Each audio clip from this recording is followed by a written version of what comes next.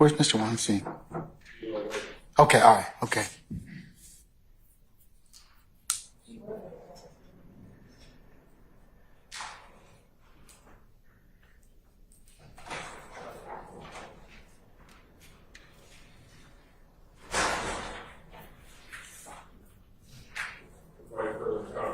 All right, thank you, Deputy Ham.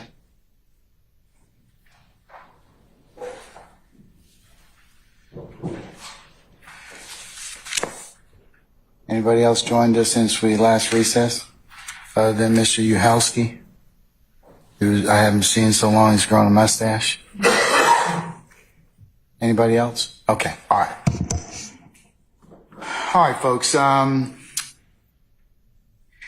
you all are made aware of, last week the court was going to do an in-camera review of the ex parte proceedings on June the 10th of 2024.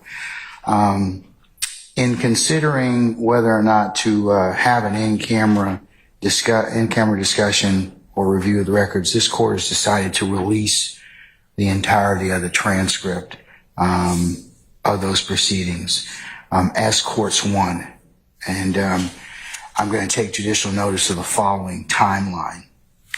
On Friday, June the 7th, 2024, Mr. Kenneth Copeland was granted immunity from prosecution pursuant to 24-5-507A, and that'll be marked as courts 2. So the transcript will be court 1. His immunity agreement, Mr. Copeland's, will be court 2. Mr. Copeland, who was represented by Mr. Jonathan Melnick and advised of his rights and obligations, during the proceedings on Friday, June the 7th, which will be marked as courts 3, the transcript of those proceedings, Mr. Copeland invoked his Fifth Amendment privilege and was held in contempt, and that will be courts 4, Mr. Copeland's order of contempt. Mr. Melnick informed the court that he was not going to be in attendance of any further proceedings as he would be on leave effective 10 June of 2024. The court informed Mr. Melnick that his leave, or had discussions with him that his leave was not proper and that he needed to be in attendance on Monday, June the 10th of 2024 with Mr. Copeland. Mr. Melnick relayed that attorney Caleb Bumpus would be representing Mr. Copeland. On Monday, June the 10th, before court, Mr. Edward Chamberlain, the court's litigation manager, informed the court that the state wished to have an ex parte meeting with the court. No subject matter of the ex parte meeting was told. The entirety of the ex parte hearing held on the 10th of June of 2024 was taken down by Ms. Christina Weaver, the court's official court reporter. This ex parte hearing was held in chambers starting at 9:10 a.m. Present along with the court were Ms. Caleb Bumpus, attorney or ADA Ms. Adrian Love. Also present were the DA's investigators, Mr. Long and Mr. Hamilton. The ex parte hearing stood in recess from 9:34 to 10:03 a.m. to await Mr. Copeland's arrival. The ex parte hearing resumed with Mr. Copeland present at 10:03 a.m. Also present were attorney Bumpus, Ms. Hilton, the DA's investigators Long and Hamilton, the court and security personnel, deputies Houston, McPherson, Brown, Sergeant Brown, and Sergeant Hall. The ex parte hearing stood in recess to allow Mr. Copeland to have a private conversation with attorney Bumpus from 10:17 a.m. to 11:28 a.m. The ex parte hearing resumed at 11:28 a.m. The ex parte hearing concluded at 11:31 a.m. The court arrived in courtroom 1C at 11:49. The transcript of those proceedings, starting as of 11:49, or when the court presumed that held the proceedings on 10 June in courtroom 1C 2024, that will be marked as courts 5. The proceeding in 1C commenced on the record at 11:52 a.m. A lunch recess was had at 12:51 p.m. The parties returned from lunch, and Mr. Steele informed the court that he had a motion, and that was at 1:46 p.m.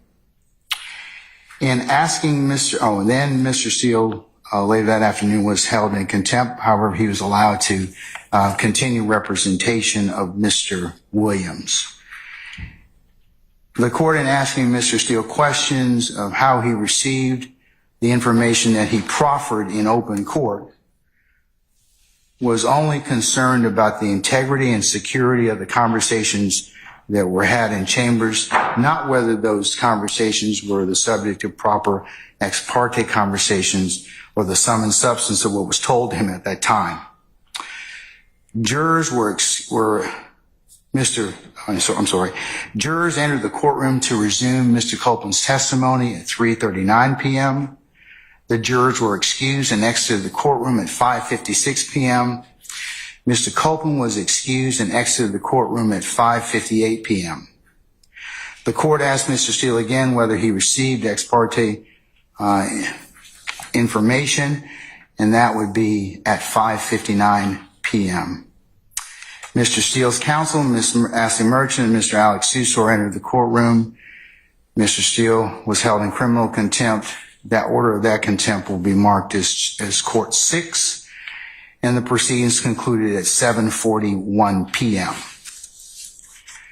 The court further takes judicial notice of the following statements proffered by Attorney Brian Steele, in open court upon information and belief stated to the court, which are still unknown. There are 6 assertions that Mr. Steele proffered in front of the court. Those are contained within the transcript of Courts 5, the proceedings that are held on the 10th of June of 2024 in courtroom 1C, which the court's already said will be part of this order. The first assertion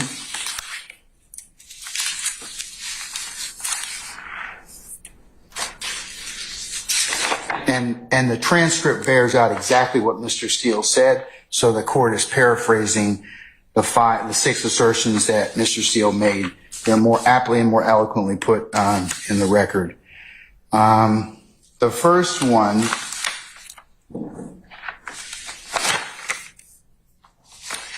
involves his concern that supposedly in chambers, this honorable court reporter, court at times, district attorney or district attorneys before the DA's office, as well as investigators, sheriff, and deputies, Mr. Copeland and his counsel met together.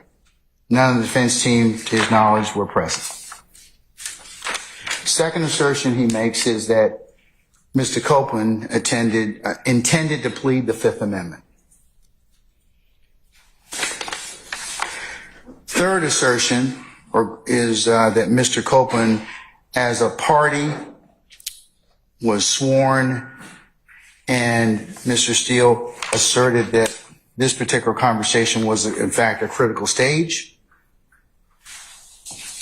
and that the defendants had the right to be present.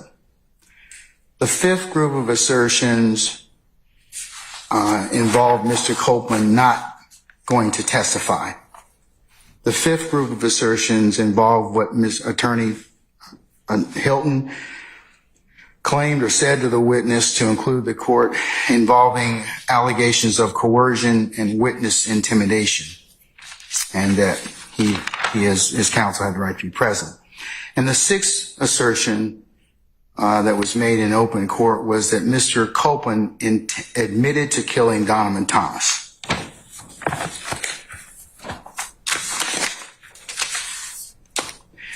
At some point after Mr. Steele was held in contempt by this court in the afternoon of June the 10th, it was brought to the court's attention, not at the court's request, by security personnel that video footage of what occurred outside courtroom 1C shows the interactions between Ms. Bumpus Mr. Steele, Mr. Adams, and Mr. Sharp. The court in no way sought to investigate any facts involving this footage, and it only considered it for the security and timeline of events that occurred on June the 10th of 2024. Also, in no way did the court consider any of this footage in holding Mr. Steele in contempt. And as I said, mentioned it only for the purposes of considering the security and breach of information that occurred within the court's chambers, not for whether or not that was truthful or not.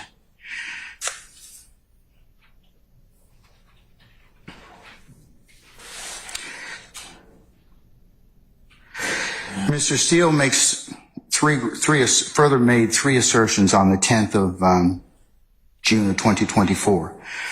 One, he asserted that this was, on behalf of Mr. Williams and similar situated individuals, that this was, the court held an improper ex parte meeting. Secondly, that Mr. Copeland was a sworn witness and this was a critical stage. And no, Mr. Copeland was a sworn witness. And third, that he argued that this was a critical stage and that he and the others needed to be present at that point in time to pursue the Sixth Amendment rights of the defendants in this case. As to Mr. Steele's first assertion of whether or not the court held an improper ex parte meeting or hearing, the court is guided by Judicial Code of Conduct 2.9, which I'll take judicial notice of, which in pertinent part, where circumstances require ex parte communications are authorized for scheduling, administrative purposes, or emergencies that do not deal with the substantive matters or issues, provided that the judge reasonably believes that no party will gain any procedural, substantive, or tactical advantage as a result of the ex parte communication, and the judge makes provisions promptly to notify all parties of the substance of the ex parte communication and gives parties an opportunity to respond. And in this particular circumstance, the transcript of these proceedings was just prepared and is final by my official court reporter, Ms. Weaver. And all counsel will be, as I said, given an opportunity to, as soon as the court finishes entering this order, it will be e-filed, so everyone will have a chance to take a look at it and use it as they see fit.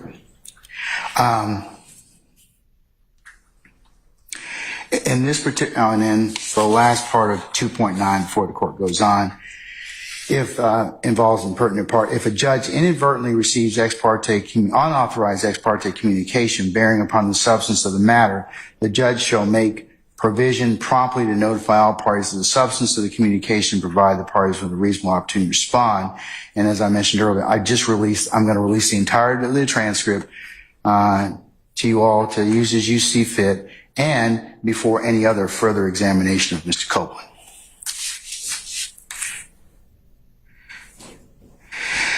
I'll address the issue of the emergency nature of this particular hearing or this particular conference in front of the court. Is that this involves the state's concern as to what Mr. Copeland was in fact told by his counsel, Mr. Melnick, and his understanding of the immunity agreement pursuant to 24-5-507.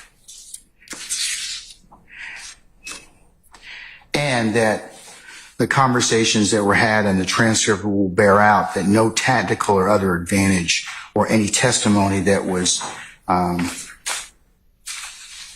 stated during that particular hearing would be anything other than the court and or the state communicating, along with Ms. Bumpus, his lawyer, who was there the entire time, his witness's understanding of his immunity agreement. In consideration of this emergency nature, the court has taken into account a couple of cases I'll cite for the record. One of them is United States versus Adams, and that's 785 F. 2nd 917, decided in March the 31st of 1986, in pertinent part, presence of the accused. Although an ex parte conference to discuss threats against the witness is proper, district court must ensure that the conference is carefully conducted so no rights of the defendant are threatened. Presence of the accused. Ex parte conference between judge, prosecutor, and government witness to discuss refusal of witness to testify because of his fear of reprisal was not improper, where substance of the inculpatory testimony was never discussed and the entire conference was transcribed. And in Adams, the appellants contended the ex parte conference was improper and it violated their due process right to a fundamentally fair trial. We agree with appellants that ex parte conferences should occur, but rarely, especially in criminal cases. This does not mean, however, that such conferences are unconstitutional. Indeed, some situations the trial judge may find an ex parte conference necessary. They cite La Chapelle, and that's LACHAPPELL versus Moran at 699 F. 2nd 560. It's a First Circuit case from 1983 where the court cites, in the exercise of the court's residual power to ensure a just trial, protect jurors and witnesses, a judge may, in rare circumstances, feel it necessary to confer with a juror or witness on the record, but outside the presence of others, including the defendant. One such conference may be where a juror or witness, having been threatened, wish to speak with a judge privately about a threat. A witness may not feel free to discuss any threats in presence of the defendant or even counsel for the defendant. We agree that the First Circuit, that an ex parte conference is appropriate in that situation. They see United States versus Arroyo, and it's ANGULA. It's at 580 F. 2nd 1137, pinpoint 1142, and 1141, 1142, Second Circuit case. Exclusion of certain defendants and counsel from in-camera proceedings permissible in multiple defendant trial, where certain defendants had cooperated with government and received death threats. And they've got a citation for that being 439 U.S. 913. Although an ex parte conference discussed threats against witnesses proper, the district court must ensure that the conference is carefully conducted so no rights of the defendant are threatened. In this case, the court followed procedures to ensure the conference was fair. First, at no time was the substance of Pooley's inculpatory testimony discussed. And second, the entire conference was transcribed. And that's United States versus Watchmaker at 761 F. 2nd 1149, 1985. Ex parte conference with frightened juror properly were transcribed and the judge's comments carefully framed. This court goes on to say in Adams, two aspects of this conference, however, are disturbing. First, when the prosecutor began to impress upon the witness the distinction between being paid for testimony and afforded protection, the trial court should have called the conference to a close. The portion of the record quoted above indicates an attempt by the prosecutor to coach the witness on how to answer questions about inducements from his testimony. The court had already learned all it needed concerning the witness's fears and the prosecutor's plans for protection, there being no reason to participate in such coaching.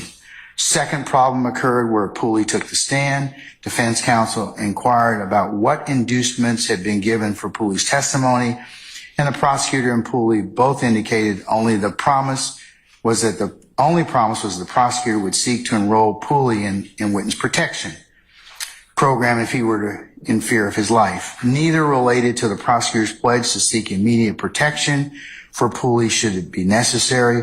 The exchange occurred before the court, and the court should have made sure that the inducements made as in the ex parte conference were completely and precisely disclosed. Similarly, in this matter,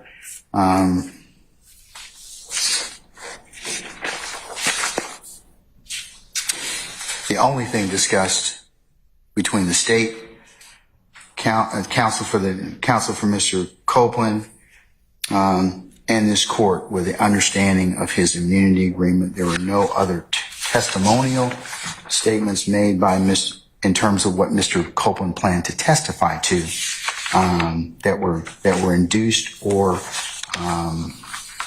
sought by the court, and the transcript in its totality will bear that out, and you can have a look at that.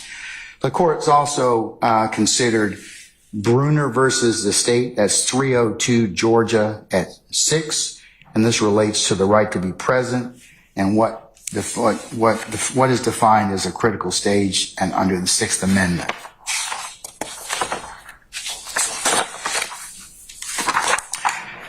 Bruner contends that he was denied the right under the Georgia Constitution to be present at certain critical stages of his trial proceedings. Embodied within the constitutional right of the courts to a criminal defendant's right to be present and see and hear all the proceedings which were had against him on trial before the court. Ward versus the state, 288 Georgia 641, pinpoint 645. Violations of this due process right are presumed prejudicial, absent a waiver by defendant requiring a new trial. However, there were no violation of Bruner's right to be present. The right to be present attaches to any stage of a criminal proceeding that is critical to its outcome if the defendant's presence would contribute to the fairness of the procedure. And that's Huff versus the state, 274 Georgia 110, pinpoint 111. Thus, a critical stage of a criminal proceeding is defined as one in which the defendant's rights may be lost, defenses waived, privileges claimed or waived, or one in which the outcome of the case is substantially affected in some other way. And in this particular case, the court is of the opinion, basing on look at the case law, that that this was a proper ex parte meeting pursuant to Rule 2.9, as well as the no party gained any tactical advantage, and that the proceedings as a whole are released will be in the terms of the transcript. So what was said can readily be seen and utilized by the defendants. Okay, and the court lastly took into consideration Talton versus the state. That's 368 Georgia Appeals at 313, and that involves a Sixth Amendment critical stage definition that was decided June the 21st of 2023. And in pertinent part, in many instances, remand will be necessary when the right to be present claim under the Georgia Constitution is raised for the first time on appeal from criminal conviction. So Mr. Seals raised this at the appropriate time, and the court is in fact considering it. And the Georgia Constitution guarantees criminal defendant to be present, see, and hear all proceedings in which are against him on trial before the court. Criminal defendant's right to be present under the Georgia Constitution attaches to any stage of the criminal proceeding which is critical to its outcome if the defendant's presence would contribute to the fairness of the procedure, but the right does not extend to situations where a defendant's presence would be useless or benefit but shadow. And under the Georgia Constitution, defendant who is represented by counsel need not be present for portions of the trial that involve questions of law and consists of essentially legal argument about which the defendant presumably has no knowledge. It is well settled under the Georgia Constitution guarantees a criminal defendant the right to be present and see, hear all the proceedings in which are had against him or trial before the court. It's Prickett versus the state, 314 Georgia 435 at 441 pinpoint. This right attaches to any stage of the criminal proceeding that is critical to the outcome of if the defendant's presence would be contribute to the fairness of the procedure. But the right does not extend to situations where the defendant's presence would be useless or benefit or shadow.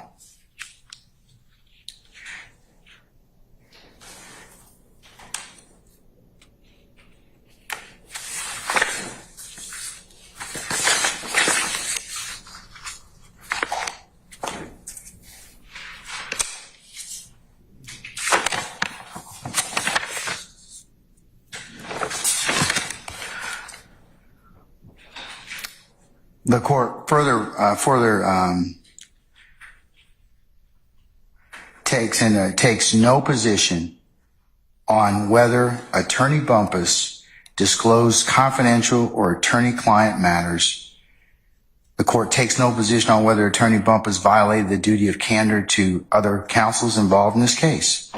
These two questions can be resolved by the State Bar of Georgia and or our Supreme Court.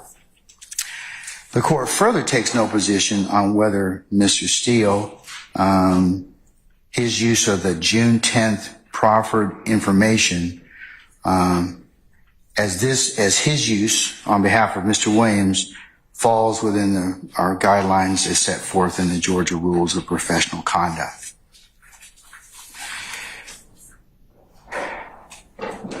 The court's basis for having been explained on the record, a written order of this along with the attachments will be included in the record. And Mr. Banks, where are you? Sir, as a result of this transcript release, the court withdraws the show cause for your client and others who may be present who are present in chambers on the 10th of June of 2024. As I mentioned earlier, we were going to have a show cause hearing on Wednesday, the 3rd of July. I am canceling that indefinitely. In fact, I've canceled all of that, so we will not be holding that particular hearing. Okay? All right. And then, then transitioning to the last matter the court wanted to put on record. Upon further review, this court will in fact enter an order sending Mr. Adams and Steele's, Mr. Weinstein, and Mr. Banks' motion to recuse to another judge pursuant to Uniform Superior Court Rules 25.1 through 25.7 in the method and manner prescribed by our local rules. So this written order is entered. I will enter the order transferring it, and until such time as those two things are decided, then we'll be in recess until that time. And we will just inform our jurors that they're until this is, they're not supposed to come back on Monday until Monday anyway. So I will have Deputy Ingram and Ms. Umana indicate to them that they are still on recess and we're continuing to work. So that's all I have for you at this point in time. Okay? All right. Ms. Novi, can I ask you a question before you start anything? Madam, didn't your law firm represent one of the co-accused in this case? We did. How are you then? Do you have an actual or perceived conflict in this case? No. Have you been, I'm asking you at this point in time, could you state for the record how it is that you don't think you have a conflict? Because you did represent one of the co-accused in this case, correct? I did. Okay. I did. He's been discharged.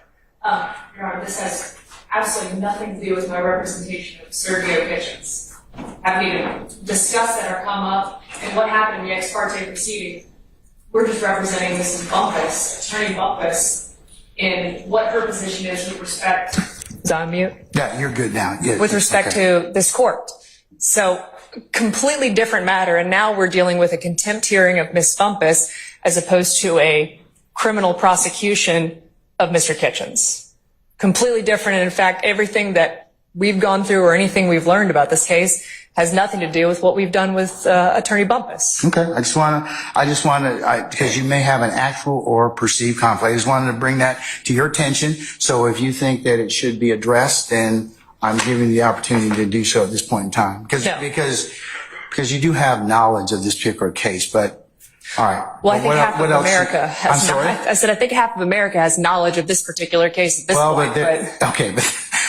But they're not before us at this point in time. So what else did you want to? Well, and I'll speak for the court's purposes. I'll speak for myself and John Garland, who's also our co-counsel with Attorney Bumpus and who was my co-counsel in Mr. Kitchens' case. All right. So I'll speak for both of us in that respect since Mr. Garland's not able to be here. All right. A couple things that I just wanted to clarify for Your Honor. Is the court still intending to produce an order on what the court addressed orally on our recusal motion? Yes, ma'am. I'm going to produce an order basically bundling all, since there are 3 motions to recuse, to be spun on the wheel so that we don't get three separate people hearing these particular matters. So I will do that effective today. Okay. So does that answer your question? It does with respect to that. The other issue was I think the court was holding under advisement our motion to quash. That makes this moot at this point in time. Okay. So Since I'm not going to have a hearing at this point or at any time in the future, you can re-raise it at that point in time if you so desire. that's fine. So we'll just leave it. I'm telling you, at this point in time, I have no desire to resolve that. I don't need to at this point in time. Okay. All right. Those are the questions that I had. Okay. All right. Madam, unless you have anything else, you all can be excused. Councils, I'm going to go ahead and, like I said, work on this particular order. I actually memorialized the order in writing and the motion to recuse in terms of the sending it to another judge pursuant to 25.1 through 25.7. And we'll see in a little bit, depending upon how it's ruled upon. All right? All right. Your Honor, do we have a timeline of when the motion to recuse may be heard? Don't know. That has to go to another judge pursuant to our local rules. So it will be basically put on the wheel. Of course, I don't have anything to do with that. So as soon as our clerk, Madam Clerk, Miss Alexander and her team spin that, that's not within my information and purview. Is this something that we can expedite? I mean, the state does have very concerns that we hold the jurors indefinitely regarding this matter. Is that anything that could be expedited so that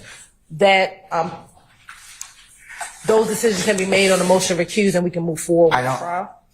While I understand your concern, I think the rules of transfer and recusal are pretty clear that I'm not going to comment on anything that is pending at that point in time. So, hopefully it will get done fairly quickly in terms of somebody acting on it. Okay. All right, thank you, Your Honor. Okay. Anybody else? Mr. Steele, you rose just a second ago. Did you want to say something, sir? I thought you were recessed. Okay. All right. Okay. Okay. Then we're in recess and we'll see you in a little bit. Okay. All right. We're in recess.